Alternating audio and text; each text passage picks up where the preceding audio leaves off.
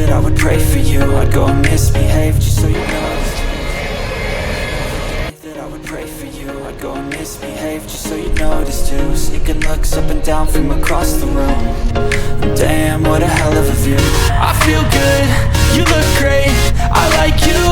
I can't wait. A first time, a first date, you're so fine, I'm so late. You sip wine, I drink straight. Don't waste time to my place. I feel my heart erase. To my channel.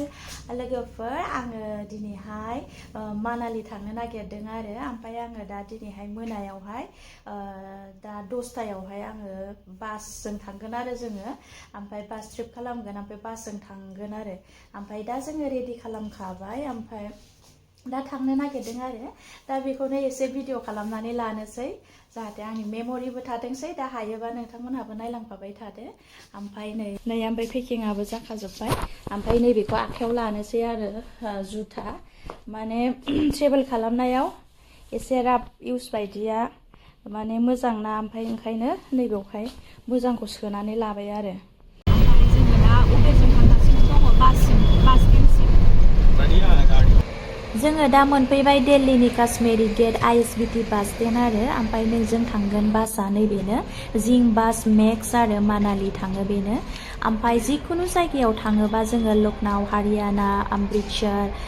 बासजों जुदि travel खालामोबा जोङो बेवहायनो गाखोनांगौ नैबे काश्मीरी गेटआव ओमफ्राय जोङो दा थांगोन जिंबास मेक्सजों दा नायलांदों Good evening ladies and gentlemen, my name is Keshav Singhal and I am your bus manager today. On behalf of Zingbus Max, India's most advanced and luxurious bus service, I welcome you guys on board. For your safety and convenience, this bus is logged with a speed of 85 km/h. Initially, this bus has an advanced steering mode of any emergency. Otherwise, it may result in penalties up to ₹10,000. Our journey from Delhi to Manali will include stops. One will be 20 minutes stop at Bus Marshal Sajid will help you.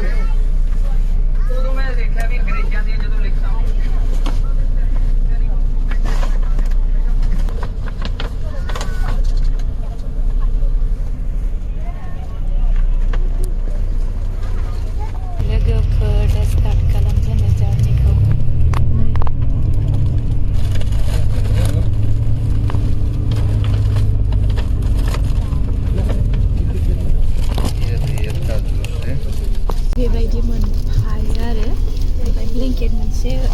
मोनसे होफाखायो ओमफ्राय बेबायदि होयो आरो जोङो snacks ओमफ्राय juice ओमफ्राय नैबेबायदि मा बेयो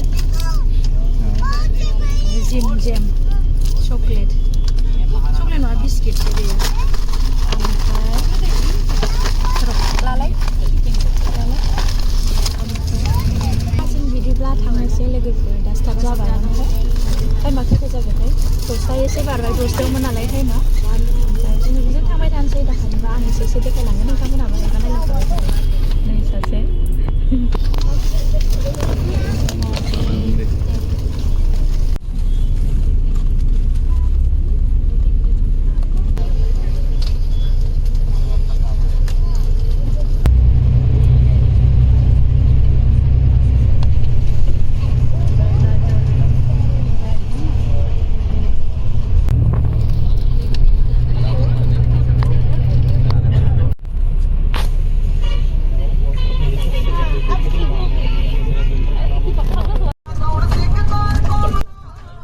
जोङो दा थांगासिनो नै ओमफ्राय बिराद गारि जायो आरो ओमफ्राय ट्रेफिक जामबो जायो मोनाबाबो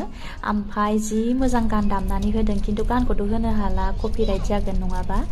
दा नायलांदो नै आं मोनानि भिउखौनो बिदिनो एसे देखायनोसै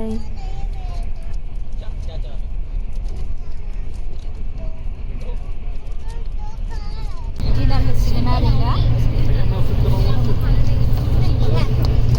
बिराद मोजां मोनो नाइट जार्नि खालामनो माथो नै बिदि होजेनबाय फार्स्टआवहाय फ्रुइट्स होग्रोदों आरो फिथाइ सामथाइ होग्रोदों ओमफ्राय दा बेखौ जानानै लाग्रोनोसै एसे फ्रुइट्स होग्रोदों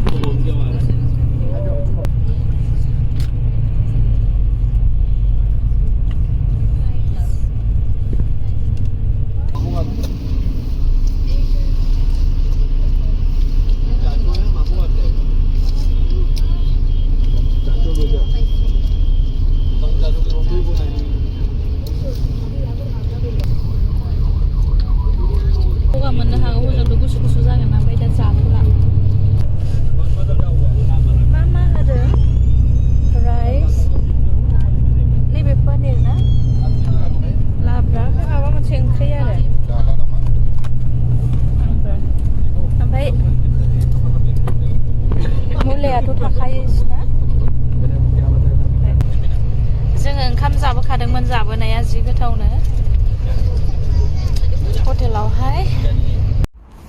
दा नैबाव दसे लाखिबाय ओमफ्राय बावहाय जादों उत्सब धाबा आरो प्लास रेस्टुरेन्टबो ओमफ्राय टयलेट खालामनो गोसोबा बावहायनो खालामनो होबाय आरो ओमफ्राय जोङो दा बावहाय एसे आङो दा भिडिअ खेबनानै लाबाय आरो लाखिनाय हिसाबै ओमफ्राय सोरबा सोरबा बावहायनो फट' गारि लाबाय दसे टाइम स्पेन्ड खालामबाय आरो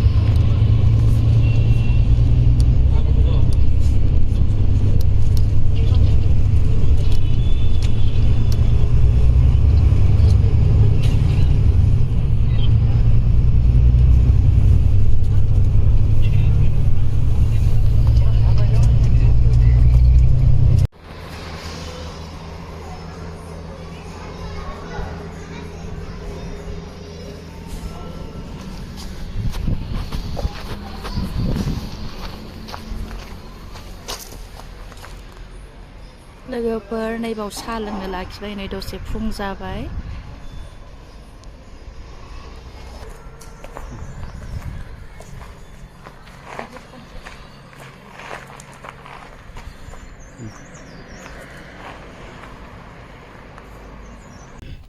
गुड मर्निं लोगोफोर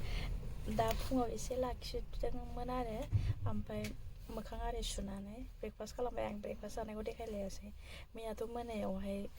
जानायानो जायासै ओरैनो गोजाव दोननानै थाबाय डिनारा जों माने जाखानानै फैदोंमोन नालाय ओमफ्राय जायासै ओमफ्राय नै जों दा एसे हाबजेनबायानो ओमफ्राय एसे लाबाय आरो भिडिअ दा नै माखासे दाबो गाखोफैथ'वाखै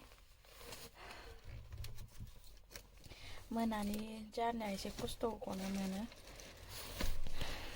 दा लोगोफोर नायलांफाबाय थादों आं बिदिनो एसे एसे देखायबाय थागोन साइडथिंजाय ग्लासआ दै जादोंना हाजो हाजो गोजा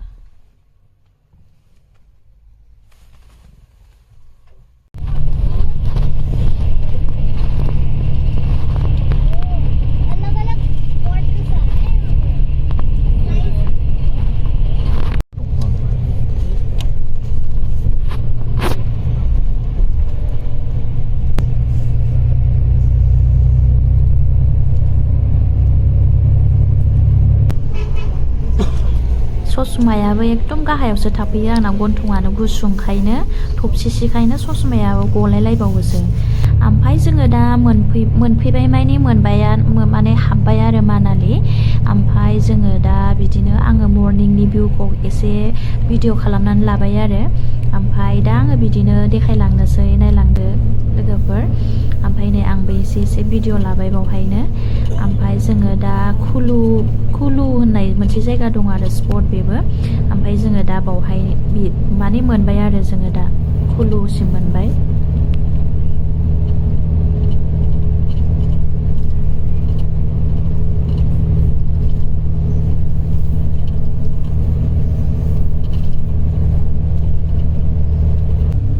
गोसोबा जोङो फुल स्लिपिं सिटखौ लानो हायो ओमफ्राय जोङो दा सेमि स्लिपिंखौ लादों एसे उन्दुजानाय आरो जिरायजानाय आरो ओमफ्राय आङो दा बास ट्रेभेल खालामनो मोजां मोननाय हिसाबै जोङो दा बासजों फैबाय आरो सोरबा सोरबा गारि फिसाजों फैयो आरो नङाबा दिल्ली टु चन्डीगढ़ फ्लाइट ओमफ्राय आरो चन्डीगढ़निफ्राय मानालिसिम बाय रड फैयो आरो कारजों ओमफ्राय आङो दा बास ट्रेभेल खालामनो मोजां मोनो दा बेखौनो आङो एसे शेयार खालामबाय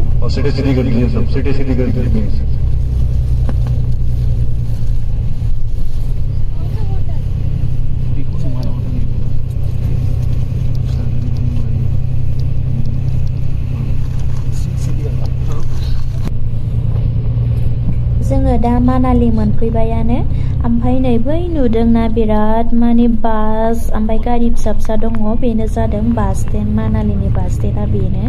फुरा हाजो गेजेराव आरो थख'थ' ओमफ्राय आङो दा बेखौनो एसे खेबनानै देखायबाय नायलांदो नै ओमफ्राय जोङो दा बेवहाय ओंखारनानै माने हटेलनिफ्रायनो गारि लांनो फैसिगोन आरो ओमफ्राय जोङो गारि फिसाजों हटेलसिम थांनोसै ओमफ्राय नै बावहाय नै गाखोबायानो गारि माबायाव गारि फिसायाव ओमफ्राय जोङो दा हटेलाव थांनोसै जों थागोन हटेलानो जादों लज रेसिडेन्सि जोङो अनलाइन बुकिं खालामखादों ओमफ्राय बेहाय गावबा गाव गोसो सेलेक्ट खालामनानै अनलाइन बुकिं खालामनानै हायो आरो नङाबा माने सिजन गैयाबा जोङो डाइरेक्टलि फैनानै बुकिं खालामनो हायो आरो ओमफ्राय सिजन टाइमाव खिन्थु मोननो बिराद कठिन थाब जुदि बुकिं खालामनानै लाखायाबा दा जोङो मोनफैबाय नै लज रेसिडेन्सियाव थाबाय